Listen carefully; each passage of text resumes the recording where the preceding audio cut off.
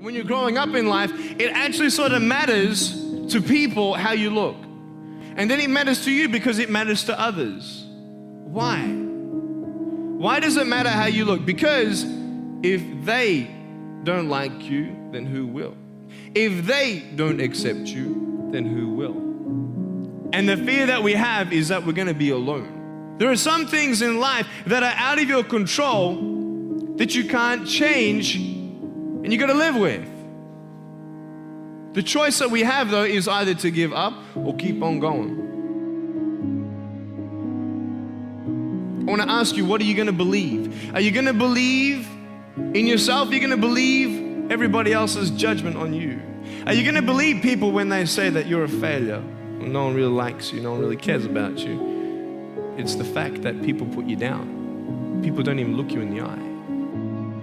I was actually born in Australia in 1982, and my mum was actually a nurse, so she knew all about pregnancy and delivery, and she was actually in charge of the birth suite of hospitals in Australia. But when she was pregnant with her firstborn, me, they were so excited every time they did an ultrasound. Oh my gosh, they didn't even check that I had arms and legs or not. And so when I actually was born, that's when the room went quiet. And they took me away quickly. And my mom's like, what's going on? And my dad, he walks out of the room, what's going on? He says, my son, he has no arm. He said, no, your son has no arms or legs, and we are so sorry. He will not walk, he will not go to school, and we're sorry that you did not have an opportunity to abort your child. And so my dad and mom, they consolidated, they obviously wept, and then my dad wanted to say to the doctors, I want to go see him, because they wouldn't let my mom see me at that time. He unwrapped me and he said, he's beautiful. And so I had a loving home from the day one. My parents, they loved me, they encouraged me, they believed in me, they told me every day that I'm beautiful the way that I am. And when I asked them what happened, why was I born this way, they said, well, we don't know why, but there's a greater purpose. And it was so hard, man. I thought to myself, what kind of purpose do I have to live? I mean, are you just here to live to die? I mean, is there not a purpose for me? Is there not a purpose in life? So many people came up to me and said, Nick, I don't have a purpose. I don't know what to do in my life. If you went through your life full of pain, full of tears, and at the end of your life, you actually saved somebody's life, is your life worth living? Is the pain worth someone's life?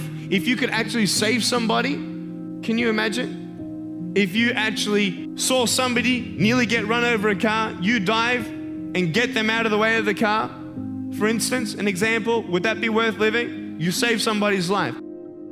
Let's say that you have a problem in your life and you want to give up now.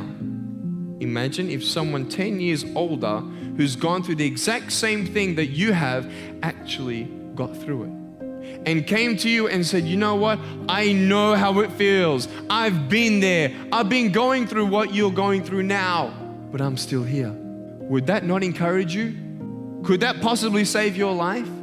Yes. Is that not a purpose worth living for? And that's why I believe in you, because that is the greatest purpose. It's to love. I love people because there is freedom and power in loving people. You have a choice every day you come to school to either tease somebody, gossip about somebody, or you can go up to them and encourage them. You can go up to somebody and say, hey, you're looking good today. When you ask them how you're doing and they say okay, and you know they're not okay, you can say, no, really, how are you doing? Someone only takes 2 or 3 seconds to tell you something negative, but then you need to understand, what am I going to do? Am I going to let that echo in my mind and start believing that echo? Or am I going to say, no, I'm not defined by how I look. I can't do this, but I can still do that. And so that's the battle in the mind that I feel like everyone goes through, whether you have arms and legs or not. Some of us are disabled with a crippling self-esteem. It's not about how weird or different or unique we are. It's about who we are on the inside. It's not about the skin. It's the uniqueness and different person I am and what I can offer. And when you judge someone by the cover, and you don't open the book, you miss out on a good friendship. And so I was dealing with bullying, and bullying has always been around. You know, when you have a disease that has one door into the room, only so much of the disease can come into the room. Now with social media, there are 8 times more doors to come in, culturally more acceptable. Media makes that even more acceptable. It's just how it's always been. Bullying is rampant, and in America, I've been able to speak in front of 3 million teenagers, and we've actually done in front of 290 schools anonymous surveys, and I ask them sensitive questions. I get them to bow their head, close their eyes, put their hands in a fist if they say yes to my questions, and the questions include, have you thought of suicide, attempted suicide because of a broken home, or attempted suicide because of bullying at school? Wow. 40% of attempted suicide in America is because of bullying. Loneliness is common to all, and I really felt like I was a burden to my parents. I felt like I'd never get a job, never get married. I thought even if I got married, can't even hold my wife's hand. Even if I had kids, I can't even hold them when they're crying. Today, my sons, if they cry, they hold me. Today, I don't need to hold my wife's hand, I hold her heart. You don't need arms and legs for that. And so, because I know that I was on the brink of giving up, and I actually attempted suicide at age 10, now, bro, I had a loving home. This country doesn't have one. There are 300,000 foster kids looking for a home. There are 100,000 of them looking for adoption. Think of those kids. And we, America, we think of the international missions. We have people in our own backyard who have never experienced love. I tell you, life is interesting. Life's a journey. See this phone here? Let's say that I want to go to the phone, right? And I start from over here. Now, to get to the phone, it's not like I'm going to start meditating and going hum, right, and float across the air, right? It's not going to work. So I have to take one step at a time, one step at a time, one step at a time. You can only take one step at a time. I don't care how big your step is, it's only one step at a time. You can't do 2 steps in one. You take steps in this direction, you take steps in that direction. Sort of get lost along the way, and sometimes you fall down. You might fall down like this. So what do you do when you fall down? Get back up. Everybody knows to get back up, because if I start walking, I'm not gonna get anywhere. But I tell you, there are some times in life where you fall down and you feel like you don't have the strength to get back up. Do you think you have hope? Because I tell you, I'm down here, face down, and I have no arms, no legs. It should be impossible for me to get back up, but it's not. You see, I will try 100 times to get up, and if I fail 100 times, if I fail and I give up, do you think that I'm ever gonna get up? No. But if I fail, I try again and again and again. For as long as I try, there's always that chance of getting up. And it's not the end until you've given up.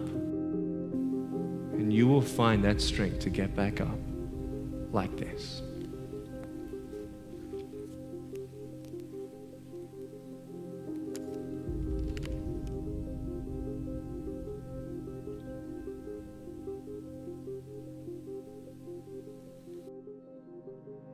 I don't like the word failure or success as much as valleys and mountains. After every mountain peak, there's another valley. And you keep on going from success to success. I'm a spiritual man, and so apart from prayer and believing that God gives me faith and purpose and help, I actually ritually write out the things that I'm still thankful for. Believing in heaven and having forgiveness and peace with your Creator God is the most important thing. Money comes and goes. Because I've been faced with so many obstacles, I don't see obstacles as barriers, I see obstacles as opportunities. If you look at something and there's 3 reasons why it's not gonna happen, my mind's already thinking of the 4, 5, 6. 6 angles always, not just 3. People stop at 1. Some stronger people stop at 2. Very strong people stop at 3. But the people who are used to barriers in their life go to 4, 5, 6. Only 3 things you could share with the world. Your 3 lessons to the world, I call 3 truths. What would be yours? Truth number 1, you're beautiful just the way that you are, and you have value. Number 2, you've been created and designed for a greater purpose. Find it and run for it. And the third thing is, even facing death, there's hope. It's called heaven. Encourage people to know that there's a wonderful thing called purpose and eternity.